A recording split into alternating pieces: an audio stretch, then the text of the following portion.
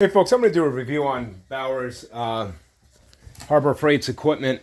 Rather it's the welder, the helmets, the grinders, the cutoff wheels, the chainsaw sharpener. I haven't had any problems with them. They last years. I've literally beaten the hell out, left it out inside in the portable garage. It was covered in leaves and dirt, and that grinder still worked perfectly. I can't knock it, period. But these are the few items that I can knock that I do have.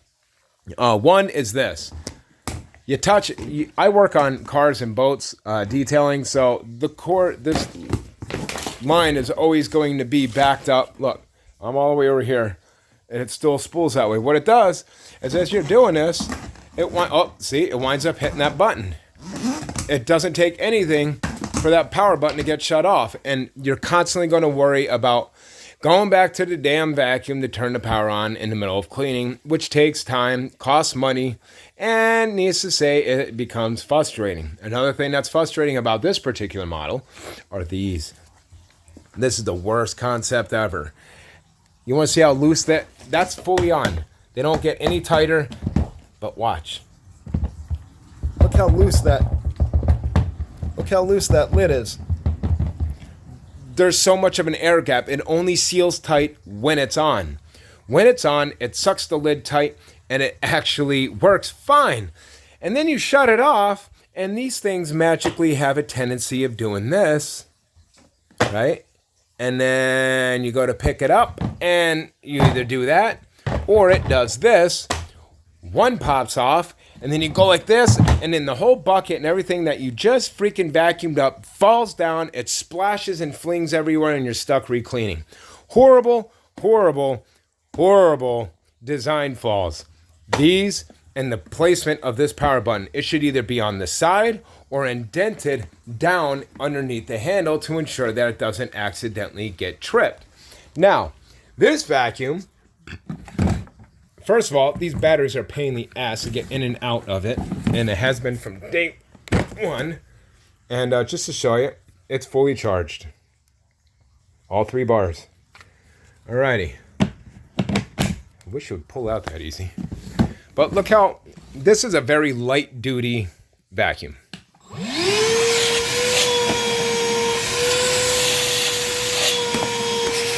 It barely has the power to stick to your hand, but it's good for taking small debris out of the carpet, under the seats, and harder to reach areas where a nozzle that's slightly thinner might actually work, and it does have the needle end attachment anyway, which usually goes here. But anyway, this is the worst flaw of them all. Now, this vacuum should have this setup right here, where you have to put it that way, and then down, and then lock it in. It's tight. It doesn't flop around. It doesn't have a seam or a gap that flops around or nothing. But it's so top heavy and the battery weighs so much that the moment you even remotely move this thing, look, watch. Woo! See what it's laying on? That goes to show you where all the weight is at. That's laying on the battery. Now, if you like spending $70 on batteries after it keep doing this over and over, or dumping all the juice or whatever you have out through the backside here when this falls over, making a mess, causing you to re-clean it. Like I said, this is a horrible, horrible design flaw. This battery needs to be placed in the center of this to keep the center of gravity in the middle of this vacuum, because there's no reason why that should ever happen.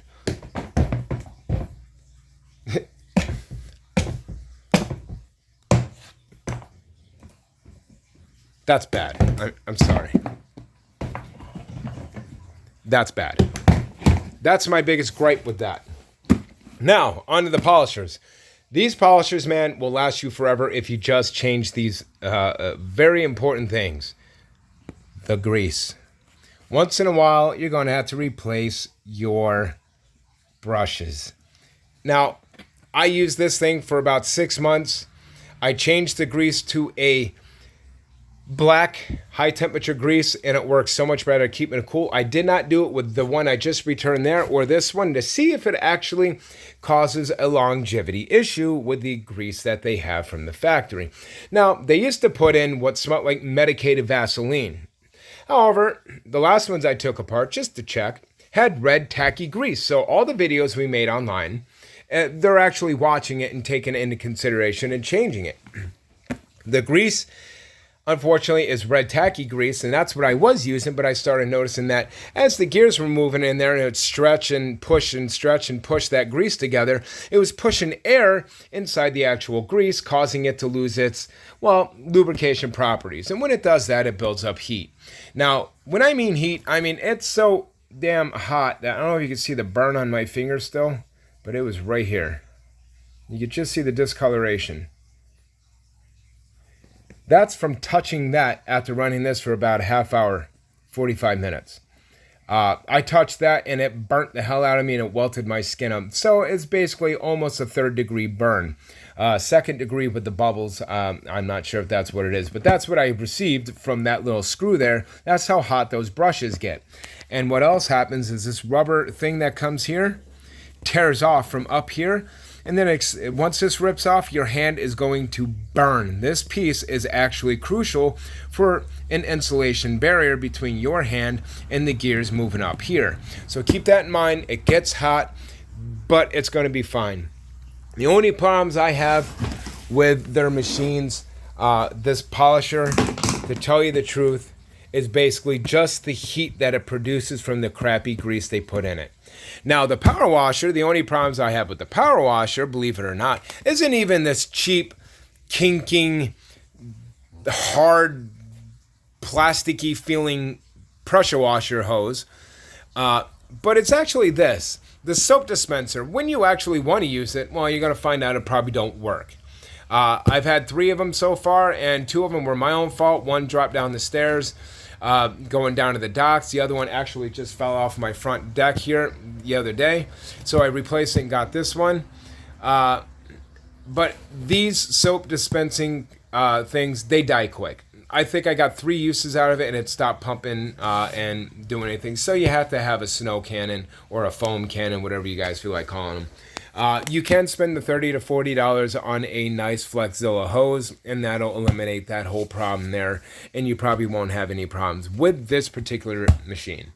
Now, the force rotation, the haptic feedback is beautiful on this. There's no way this knob is going to get loose and turn to the point to where it starts doing this by itself. This machine here has no haptic feedback whatsoever of any kind. And as this machine is vibrating and vibrating, you're moving along, this wheel has a tendency of going from where you want it, and it'll start doing this.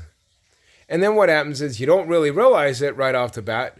And when you do, you turn it down. But after a few times of high RPMs, past the limitation of your foam pads, which are about, what are they, 12 to 15 bucks a piece here, it'll actually separate from the hook and loop backing because of the RPMs. So keep that in mind. But this here, I will compare it to DeWalt 100%. This thing, you're not stopping it. It's got all the power you need. This is a forced rotation.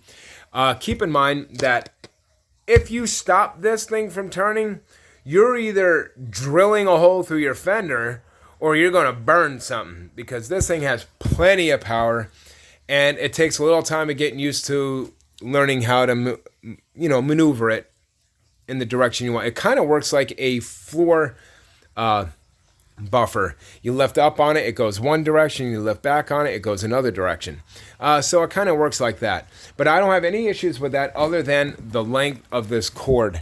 It is god-awfully too long. It gets caught on everything, snagged on anything. I am happy with a little 6-foot cord, nothing over that. I understand they want a long cord. You don't have the cord and the extension cord rubbing up against the surface that you're working on. So a 6-foot cord is adequate. A 15-foot cord, well, it's too damn long for a lot of things, and you still need an extension cord for the most part to be able to reach around all the way around a car, because a car is about 15 to 20 feet long, depending on what you got. And then you also got the other side you got to make it to. So more than likely, you're still going to need an extension cord to reach the whole vehicle, or in my case, boat, side-by-side, airplane, SUVs, you name it.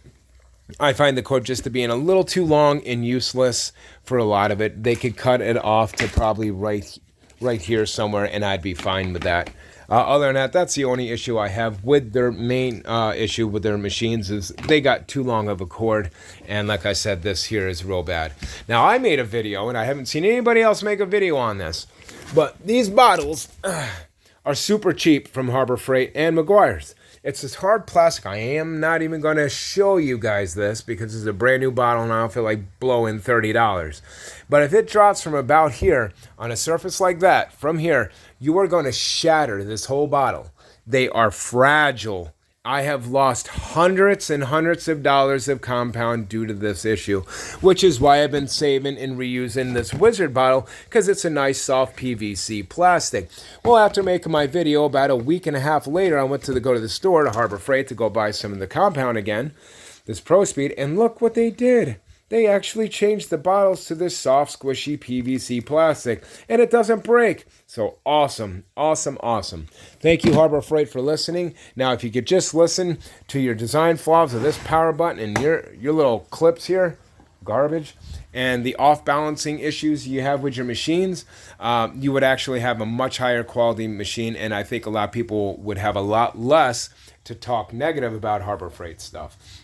You know, once again, our beautiful top-heavy vacuum cleaner. And this thing here, like I said, it runs great. It just gets really hot if you don't change that grease. Make sure you use a high-temp grease. Other than that, all these little problems I had are just with these. All the other items I bought from Harbor Freight, I don't have one issue with, but only these here. But anyway, guys, this is my review on all these products. I hope you enjoyed it. Take it into effect.